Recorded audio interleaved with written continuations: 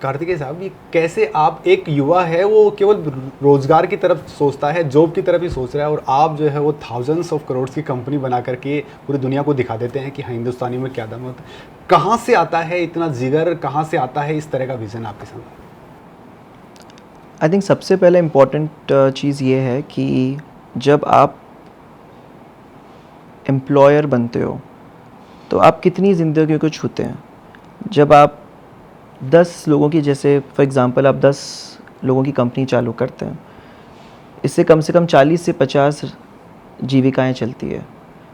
एक आदमी जब आपके यहाँ काम करता है वो एटलीस्ट 4, उसके घर में 4 लोग और रहते हैं। तो कहीं ना कहीं ये मन में हमेशा रहता है कि आप जितनी ज़्यादा एम्प्लॉयमेंट क्रिएट कर सके। ये एक तरह से एक सेवा है, देश के लिए, राष्ट्र के लिए, समाज के लिए। और अपॉर्चुनिटीज़ इतनी ज़्यादा हैं, पर कहीं ना कहीं लोग रिस्क लेने में हिचकिचाते हैं। आज यदि हम हिंदुस्तान की बात करें और हमारी बात करें, आयुर्वेद में 8000 जड़ी बूटी हैं, और 8000 जड़ी बूटी में हमने सिर्फ एक जड़ी बूटी ली जिसका नाम अश्वगंधा है। तो यदि हम सिर्फ एक जड़ी बूटी को लेकर उस पर इतना फोकस करके यदि उसे हम आज दुनिया की one of the best selling botanicals बना सकें, तो आप सोचिए कि खाली आयुर्वेद में ही कितना पोटेंशियल है। आयुर्वेद में हर्ब्स भी हैं, काफ़ी चीज़ें, मेडिकल सर्विसेज भी हैं, और आयुर्वेद जैसे ही हमारे देश में इतनी सारी अपॉर्चुनिटीज़ हैं, इतने सारे इंडस्ट्रीज़ हैं।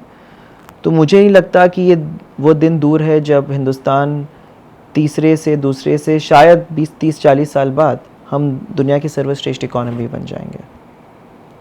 बिल्कुल, आपकी जो थॉट प्रोसेस है वो ज़ाहिर सी बात है कि इससे भारत को बहुत बड़ा फ़ायदा भी मिला है और मिल भी रहा है। और लेकिन एक डर होता है, युवा जब बाहर निकलता है, बिजनेस में हाथ डालता है, उसको बड़ा डर सा लगा रहता है कि पता नहीं मैं बर्बाद हो जाऊंगा तो क्या हो जाएगा। तो और आप जैसे युवा होते हैं वो उन्होंने एक दुनिया को अंदर जाकर के दिखाया भी, आपने करोड़ों रुपए लगाए और फिर रिस्क भी लिया और चीज़ें करी। तो वास्तव में क्या आपको भी वैसा डर लगा था यार? लगा तो फिर उससे कैसे आप बाहर निकले? आई थिंक शुरू में थोड़ी हिचक सभी को रहती है, किंतु परंतु हमेशा रहता है। लेकिन जो मैंने खुद अपने ज़िंदगी में इम्प्लीमेंट किया वो है पावर ऑफ सबकॉन्शियस माइंड, और मैं इसमें बहुत बिलीव करता हूँ। सबकॉन्शियस माइंड आपके माइंड का 7/8 हिस्सा होता है और कॉन्शियस माइंड 1/8 होता है। तो आप जो सोचते हो वो ही that reflects earth, the universe gives it back. तो यदि आप, मैंने हमेशा बचपन से यही सोचा है कि कोई कुछ भी चीज़ इम्पॉसिबल नहीं है, और यदि आप पॉजिटिवली सोचते हैं कि ये होगा तो वो होता ही है। एक छोटा एग्जांपल बताता हूँ आपको। जब आप, काफ़ी बार आपने देखा होगा, जब आप रात को सोते हैं, आप, ऐसे लोग कहते हैं कि आप अपने पिल्लो को बोल के सोते हैं कि मुझे सुबह 6 बजे उठना है। आप अलार्म नहीं भी लगाएंगे तो भी आप देखिए बराबर 6 बजे आपकी नींद खुल जाती है। That's the power of subconscious mind. So I think somewhere मैंने अपने आप में हमेशा वो बिलीफ रखा। और दूसरा बड़ी चीज़ है कन्विक्शन। यदि आपको खुद पर भरोसा नहीं है, आपके पास कुछ आइडिया है और आपको लगता है कि उस आइडिया में दम है और कन्विक्शन आप में है, तब तो फिर कोई नहीं रोक सकता है आपको। यदि आपको कन्विक्शन आपके अंदर है तो भगवान भी आपको नहीं रोक सकता, और यदि आपको कन्विक्शन आप में नहीं है तो आपको भगवान भी मदद नहीं कर सकता है। So I think conviction is very important. Perseverance भी बहुत इंपॉर्टेंट चीज़ है। Never to give up. आप कोई भी चीज़ शुरुआत में चालू करते हैं तो दिक्कतें आती है, कठिनाइयाँ आती है, लेकिन आई थिंक मैंने हमेशा अपने आप को यही कहा कि यदि ज़िंदगी आपको 7 बार नीचे गिराएगी तो 8वीं बार आप फिर से उठोगे। If life pulls you down 7 times you will wake up the 8th time. And it works, because हर अंधेरे के बाद सुबह होती है, हर रात के बाद सुबह होती है। So perseverance, I would say, commitment and conviction, यदि ये 3 चीज़ हों तो डेफिनेटली सक्सेस आपके हाथ में है। Nobody can stop success. अच्छा, मैंने जो आपके बारे में सुना है कि आपकी कन्विंसिंग पावर बहुत अच्छी है, और आपके सामने किसी भी शख्स को जो वेस्टर्न हैं, जो बड़ी डीप स्टडी करके आते हैं, वो भी आपके सामने आते हैं और फिर वो भी अपने हथियार डाल देते हैं।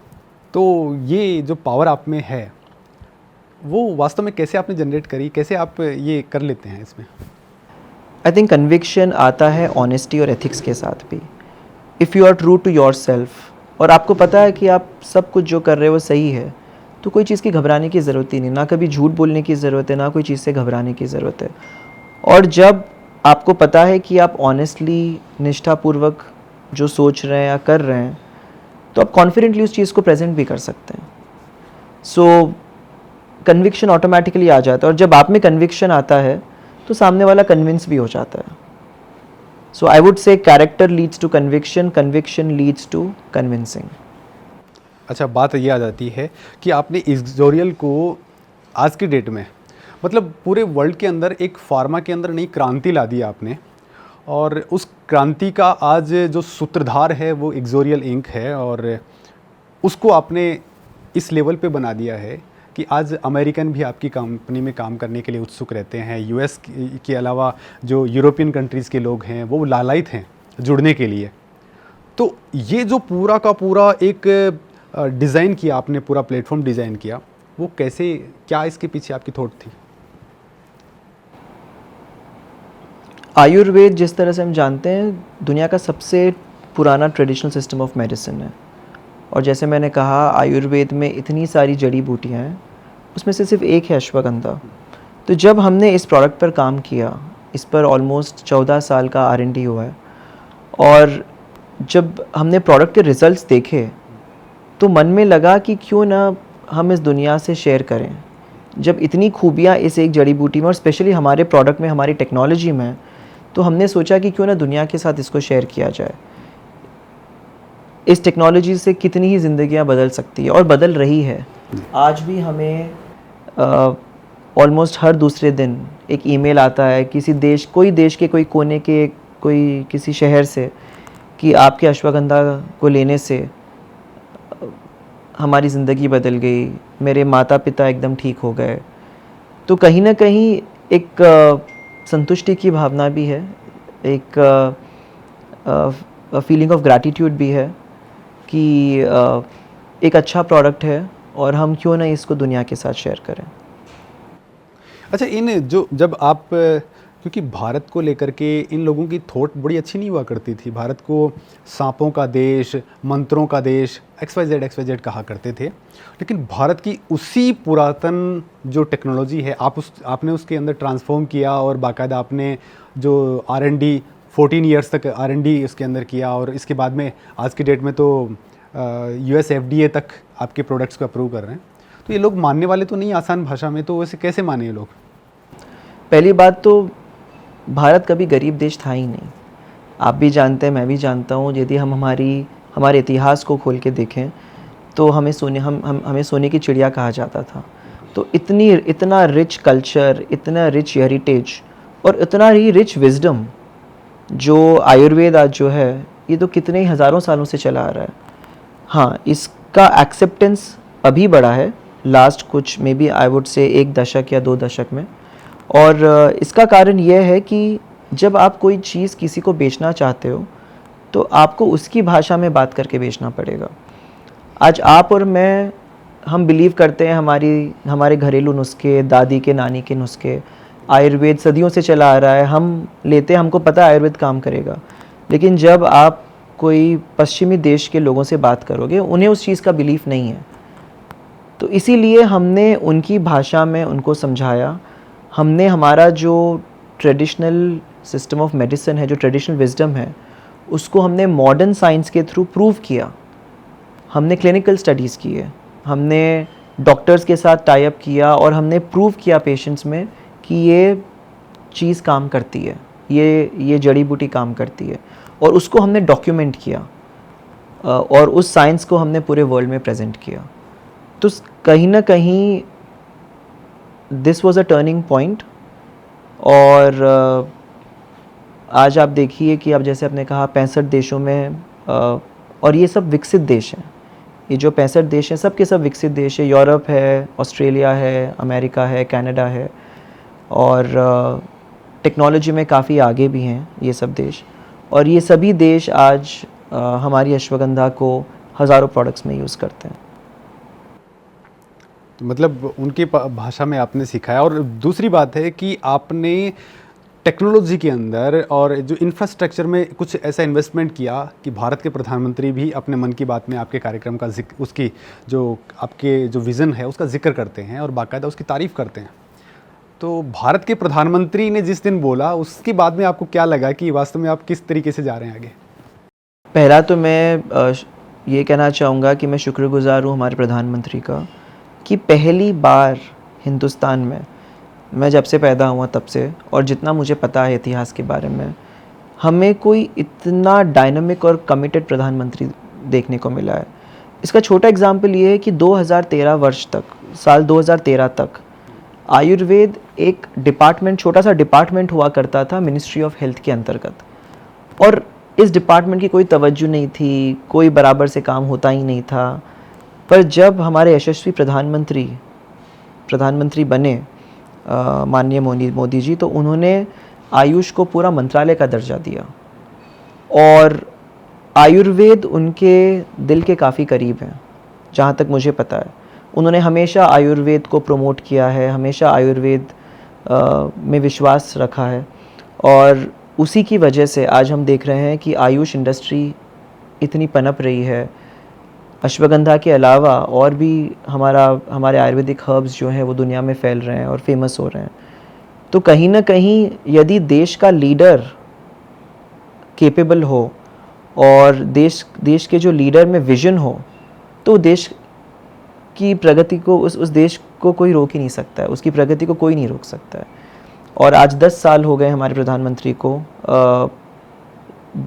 आपके सामने पूरा डेटा है। आज जो शान हिंदुस्तान का है, मुझे याद है जब मैं अमेरिका में पढ़ता था, इतने प्रधानमंत्री वाइट हाउस आते थे जाते थे, किसी को पता ही नहीं होता था, जो मेरे वहाँ के दोस्त हैं। पर आज जब मोदी जी आते हैं तो अमेरिका में हर इंसान हिंदुस्तान का लोहा मानता है कि अरे यार, आपके देश के प्रधानमंत्री बहुत डायनामिक हैं। तो कुछ चीज़ तो है ही है उनमें फॉर श्योर। और यदि इनकी लीडरशिप हमें ऐसी लीडरशिप मिलती रही प्रधानमंत्री की, तो वो वक्त दूर नहीं है जो 5 साल में भारत अब जो प्रोग्रेस करेगा वो एकदम अनबिलीवेबल होगा और हम दुनिया के टॉप 2 देश में आ जाएंगे। बहुत ही बढ़िया। मतलब प्रधानमंत्री जी आपकी तारीफ़ कर रहे हैं और रिटर्न दबा के उनकी तारीफ़ कर रहे हैं। खैर, अब बात आ जाती है, नहीं, कोई कंपैरिजन ही नहीं है, प्रधानमंत्री और मेरी कोई कंपैरिजन नहीं है। और ये हमारा सौभाग्य है कि आज हम इस देश में, हम इस काल में हैं जब हिंदुस्तान इतना प्रोग्रेस कर रहा है उनकी लीडरशिप में। नहीं, कंपैरिजन की मैं बात करूं तो प्रधानमंत्री जी चाय बेचा करते थे, उनका विज़न कुछ और अलग लेवल का था। आपने अमेरिका के अंदर बिजनेस को इस लेवल पे लेके गए हैं कि आज अमेरिकन सैल्यूट कर रहे हैं, तो विज़न आपका भी बहुत बड़ा है इस मामले में। और अभी मैं बात करूंगा इस चीज़ को लेकर के, जो यूथ है, एक बार फिर से कि यूथ अगर कंपनी शुरू करता है, आपने भी शुरू करी, ये एक नया लड़का है वो भी शुरू करता है, और बहुत सारे आज की डेट में स्टार्टअप्स हैं वो बनते हैं ध्वस्त हो रहे हैं, लेकिन आपके जो इतने फंडामेंटल्स हैं, इतने स्ट्रॉन्ग हैं, तो कैसे आपने उनको स्ट्रॉन्ग किया पहले, और ताकि आप मतलब उत्तरोत्तर प्रगति की है, एक दिन की प्रगति नहीं, उत्तरोत्तर आपने प्रगति की है। लेकिन आज का यूथ भी ऐसे ही करता है और वो धड़ाम से गिर रहा है, वो गिरे नहीं, इसके लिए क्या करना चाहिए? हार नहीं मानना है। You don't have to give up. जैसे मैंने कहा कि if life puts you down 7 times, get up and walk the 8th time. सो कहीं ना कहीं जब शुरू में कठिनाइयाँ आती है तो जो यूथ है वो निराश हो जाता है और गिव अप कर देता है। तो गिव अप नहीं करना है। यदि आपको लगता है कि आपके प्रोडक्ट में, आपके टेक्नोलॉजी में दम है, तो 100% सक्सेस होना ही है। इवन मेरे लाइफ जर्नी के अंदर यदि मैं करियर की बात करूं तो शुरू के 4-5 साल हार्डली कोई लोग जानते नहीं थे अश्वगंधा क्या है। अश्वगंधा टंग ट्विस्टर था और 5 साल तक कोई हार्डली सेल्स 20-30 लाख का भी अश्वगंधा हमने नहीं बेचा था। तो वो समय ऐसा था जब शायद मैं भी गिव अप कर देता, पर मुझे पता था कि यदि प्रोडक्ट में दम है तो 100% ये आगे जाएगा और आगे बढ़ेगा। तो मैं यही कहना चाहूँगा कि perseverance is the key. You have to believe in yourself, खुद में विश्वास रखिए, खुद के प्रोडक्ट में विश्वास रखिए, सो 100% थिंग्स विल टर्न पॉजिटिवली। अच्छा, एक चीज़ और होती है कि इंसान जब आगे बढ़ता है उसका सपोर्ट करने के लिए टीम बहुत स्ट्रांग होनी चाहिए। आपका टीम को लेकर के क्या कहना है? कैसे आपने टीम को अपना इस लेवल का बिल्ड किया कि वो भी आपको क्वालिटी प्रोडक्ट देने के लिए कैपेबल हो गई है और आज की डेट में वो भी बहुत वेल स्ट्रांग आपको सपोर्ट दे रही है बैक साइड से? डेफिनेटली टीम, अकेला इंसान कुछ नहीं कर सकता है। अच्छी टीम की ज़रूरत है। इसका मतलब ये नहीं कि आपको सैकड़ों लोग रखना है, हज़ारों लोग रखना है। जब प्रगति हो जाए तब डेफिनेटली ज़्यादा से ज़्यादा लोग रखने चाहिए। मेरी सोच भी है, और मैं शायद कुछ हटके एक चीज़ बताना चाहूँगा, आपसे शेयर करना चाहूँगा कि हमने जब हमारा 5th मैन्युफैक्चरिंग यूनिट अभी लगाया रिसेंटली अश्वगंधा का, हमारे 4 मैन्युफैक्चरिंग यूनिट है, 5वां लगाया, तब हमारे कंसल्टेंट्स ने कहा कि आप पूरा ऑटोमेटेड प्लांट लगा दीजिए, जिससे खाली 40-50 लोगों से काम हो जाएगा पर पूरा प्लांट ऑटोमेटेड होगा। पर हमने ये डिसीजन लिया कि हम नहीं, पूरा इसको ऑटोमेटेड नहीं करेंगे, हम लोगों को एम्प्लॉयमेंट देंगे। और आज हमारे 5th मैन्युफैक्चरिंग यूनिट में कम से कम 400 लोग की रिक्वायरमेंट है। आज वो 400 लोग हमारे यहाँ काम करेंगे तो कम से कम 400 घर के चूल्हे जलेंगे और 1500 लोगों के पेट में रोटी जाएगी। तो आई थिंक वो कॉन्शियस डिसीजन था हमारा कि हमको, शायद हम ऑटोमेटेड करते तो हमारे पैसे बच जाते, लेकिन somewhere you are answerable to your country, to your motherland, and you have to give it back. तो ये एक बात है। अच्छा, एक चीज़ ये है कि ये जो चीज़ आपने बताई है वो आती है संस्कार जो होते हैं, और आपको जो संस्कार हैं वो मिले हैं श्रीमती भगवती बलदवा जी के, महेश जी बलदवा जी के, और जो अपने आप में बड़ी हस्ती हैं। कैसे उनकी परवरिश का असर आपके ऊपर देखने को मिला है? मैं अपने आप को बहुत लकी समझता हूँ, भाग्यशाली समझता हूँ कि मेरा जन्म इन पेरेंट्स पे हुआ, और बचपन से ही हमेशा अच्छे संस्कार मिले। एक बच्चा हमेशा अपने माँ बाप को देखकर वही सीखता है जो वो करते हैं, और मैंने बचपन से मेरे माँ बाप को देखा। पापा बहुत मेहनती थे और कभी कोई बुरी आदतें नहीं थी। खैर, ये बोलना सही नहीं है कि यदि कोई शराब पीता है तो बुरा है, पर कभी मुझे उस चीज़ की कभी इच्छा ही नहीं हुई, क्योंकि कभी मैंने देखा मेरे पिता ने ना कभी शराब का सेवन किया, ना कभी सिगरेट पिया, ना कभी कोई गलत आदतें थी। तो उसी को देख के मैं बड़ा हुआ, और आई थिंक वो संस्कार आप में आते ही हैं। बचपन से उनका जुड़ाव हमेशा राष्ट्रीय स्वयं सेवक संघ से रहा है, वो बाल स्वयं सेवक रहे हैं, तो हमेशा परिवार में प्रचारकों का आना जाना रहा है। और कहीं ना कहीं ये मैं अपने आप को सौभाग्यशाली समझता हूँ कि इन प्रचारकों के देख रेख में मेरी परवरिश हुई, अच्छे संस्कार मिले। मम्मी ने हमेशा पूजा पाठ में हमेशा बिलीव करती थी और करती है आज भी। तो आई थिंक जो क्वालिटीज़ इंटेग्रिटी की है, एथिक्स की है, हमेशा यही सिखाया कि किसी के दुख में दुख हो, और जब कोई उन्नति करे तो उसको देख के सुख की अनुभूति होनी है। तो हमेशा वही लगता है, यदि किसी को मैं देखता हूँ आज कोई सक्सेसफुल होता है तो कभी वो जलन की भावना आती ही नहीं है।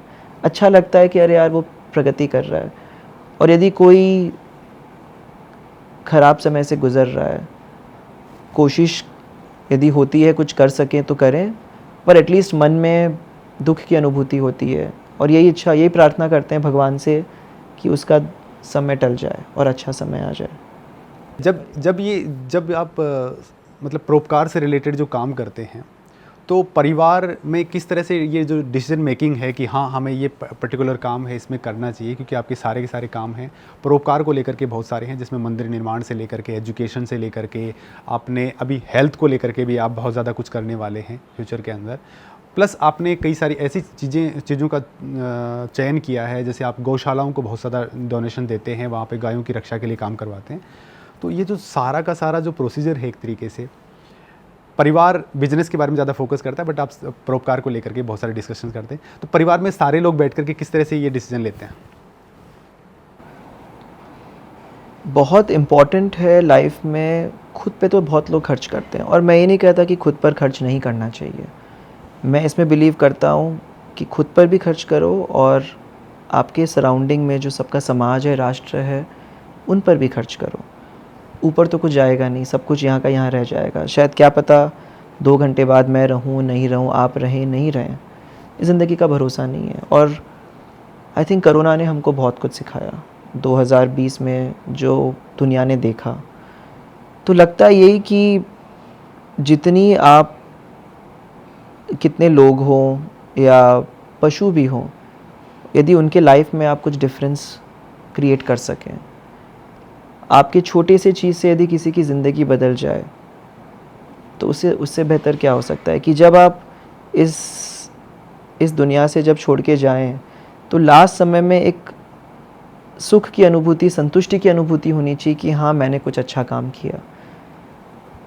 तो परिवार के अंदर हमेशा ही वो माहौल रहा है बचपन से। जब इनफैक्ट स्ट्रगल का टाइम था, तभी भी मुझे याद है कि सामर्थ्य से जो कुछ भी मम्मी पापा कर सकते थे उन्होंने किया। और आज भी जब कोई भी आता है हमारे घर पे, हमारे ऑफिस, तो खाली हाथ कभी नहीं जाता है, क्योंकि हर इंसान कुछ न कुछ अपेक्षा लेकर आता है। और आई थिंक मुझे मेरी मम्मी ने भी हमेशा यही सिखाया कि बेटा, भगवान जब तक आपको दे के रखता है, यदि आपको सामर्थ्यवान बनाया है, तो ऑलवेज़ मेक श्योर कि कभी कोई खाली हाथ ना जाए। तो परिवार में भी जब कोई प्रोजेक्ट आता है, तो मम्मी पापा चर्चा करते हैं, डिस्कस करके पूछते हैं कि क्या हमें करना चाहिए। तो हम तो यही कहते हैं, मैं और मेरी वाइफ़, की पूछने की ज़रूरत ही नहीं है। आपको लगता है सही है तो करना ही चाहिए उसमें। पापा का धर्म के प्रति रुचि बहुत है, तो इसीलिए मंदिरों का निर्माण, ताकि संस्कार मिल सकें, भवनों का निर्माण करते हैं, इंफ्रास्ट्रक्चर का उन्होंने किया है। मेरा पर्सनल इंटरेस्ट एजुकेशन और हेल्थ को लेकर है। मुझे लगता है कि यदि शिक्षा और स्वास्थ्य, यदि इन फील्ड्स में हम यदि किसी का योगदान कर सकें, so that is of interest to me. और यही प्रार्थना है कि आगे जाके हम अच्छे इनिशिएटिव्स लें और दुनिया के साथ हमारी खुशी बांटें।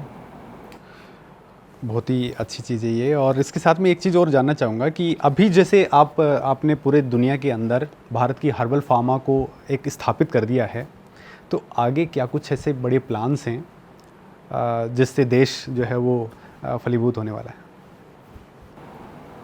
मुझे लगता है हमने तो अभी 1% भी पोटेंशियल टच नहीं किया है। डेफिनेटली पिछले कुछ वर्ष बहुत ही सक्सेसफुल रहे हैं। हज़ारों करोड़ों का इनकम। अच्छा ये लगता है कि जब यूएस डॉलर्स हमारे देश में आते हैं, that affects our economy, it's good for economy. तो पर मुझे लगता है कि फ्यूचर में पोटेंशियल बहुत है। हमने, जहाँ तक मुझे लगता है, हमने 1% भी मार्केट पोटेंशियल को टच नहीं किया है। तो अभी भी आगे बहुत कुछ करने को है, इसी एक जड़ी बूटी को लेकर भी। और दुनिया काफ़ी बड़ी है, 180 देश हैं, हम तो खाली 60-65 देशों को टच किए हैं। दुनिया तो अभी मेन जो कंट्रीज़ हैं वो तो बाकी पड़ी है। और जैसे अश्वगंधा के भी इतने सारे एप्लीकेशंस हैं, right from food and beverage, dietary supplements, sports में इसका एप्लीकेशन है, पशुओं के लिए, पेट्स के लिए एप्लीकेशन है, कॉस्मेटिक्स के लिए। तो मुझे लगता है बहुत कुछ करने को है। और हाँ, फ्यूचर में हम कुछ नए प्रोडक्ट्स भी लॉन्च करने वाले हैं, जिस पे रिसर्च पिछले काफ़ी वर्षों से चल रहा है। तो अगले वर्ष हम एक और नई जड़ी बूटी लॉन्च करेंगे। वो ऐसी है, जब अश्वगंधा हमने चालू की थी 2011 में, जब लोग जानते ही नहीं थे। 11 वर्ष लग गए अश्वगंधा को दुनिया का, स्पेशली अमेरिका में, नंबर 1 हर्ब बनाने में। शायद इस जड़ी बूटी को 4-5 साल लगे बनाने में। आपको भी लगता होगा कि अभी जो अमेरिकन सेलिब्रिटीज़ हैं वो भी अश्वगंधा की बात करते हैं, हालांकि उनकी टंग थोड़ी सी दूसरी तरफ से घूमती है, लेकिन फिर भी वो अश्वगंधा को जब प्रोनाउंस करते हैं तो बड़ा एक इंडिया का जो एक अलग सा एक आनंद सा अनुभव होता होगा आपको भी। तो वहाँ के लोगों को जब आपने ये सारी चीज़ें बताई, वहाँ की सेलिब्रिटीज़ को ये सारी चीज़ें उनको इन्वॉल्व, तो उनका रिएक्शंस कैसा था? Stress takes such a crazy toll on your mental and physical health, which is why I wanted to create this gummy. I love Ayurvedic medicine, and ashwagandha is like the best remedy for stress. It was a busy day, Jen. And now it's you time. Time for ashwagandha. पहला तो जब हमने अश्वगंधा को launch किया तब हमने इसका संस्कृत नहीं रखा। आप यदि देखें दुनिया में जितनी भी जड़ी बूटियाँ हैं उन सब के साइंटिफिक नेम से लोग जानते हैं। जैसे टर्मरिक कोई हल्दी नहीं कहता है, बकोपा ब्राह्मी को बकोपा के नाम से जानते हैं, या बहुत सारी जड़ी बूटियाँ से एलोवेरा या तो पर हमने शुरू से ही सोचा कि हम हिंदुस्तान जो हमारा संस्कृत का नेम है, हिंदी नेम है, हम उसी से मार्केटिंग करेंगे और इसीलिए हमने अश्वगंधा ही उसको नाम रखा। ब्रांड का नाम भी KSM 66 और साथ में अश्वगंधा भी रखा। दिक्कत होती है, उनको आज भी प्रोनाउंस करना ठीक से नहीं आता है, लेकिन जब वहाँ के लोगों ने इसके बेनिफिट्स को एक्सपीरियंस किया, आप बहुत ज़बरदस्त मार्केटिंग कर सकते हैं, शायद एक बार आपका प्रोडक्ट बिक जाए, यदि पर प्रोडक्ट में दम नहीं हो तो वो दूसरी बार कोई ख़रीदेगा नहीं उसको। और आज ये आलम है स्पेशली अमेरिका में कि वहाँ के जो बड़े बड़े सेलिब्रिटीज़ हैं, देखिए अमेरिका कल्चर बहुत अलग है, वहाँ पर लोगों में इतना स्ट्रेस है, लाइफस्टाइल वहाँ की जो है बहुत डिफरेंट है, वहाँ के जो लोगों के हैबिट्स हैं। ऑल्सो एक और बड़ा फैक्टर है कि अमेरिका में इंश्योरेंस प्रीमियम्स बहुत हाई होते हैं, तो लोग बीमार ही नहीं पड़ना चाहते हैं। यदि आप बीमार पड़ जाओ तो आपके जो हॉस्पिटल बिल आते हैं उसी से आदमी कभी ऊपर नहीं उठता है। तो अपॉर्चुनिटी भी थी आयुर्वेद की वहाँ पर, क्योंकि वहाँ पर पूरा फोकस प्रिवेंटेटिव हेल्थ केयर की तरफ है।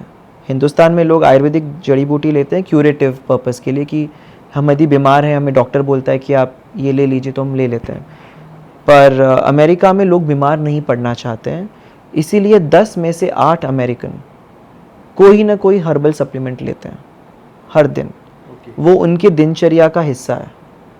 तो इसीलिए अपॉर्चुनिटी भी बहुत है और आयुर्वेद यहाँ पर एकदम फिट बैठता है, क्योंकि आयुर्वेद ट्रेजर ट्रोव है और हर मर्ज का इलाज है आयुर्वेद के अंदर और साइड इफ़ेक्ट्स नहीं है।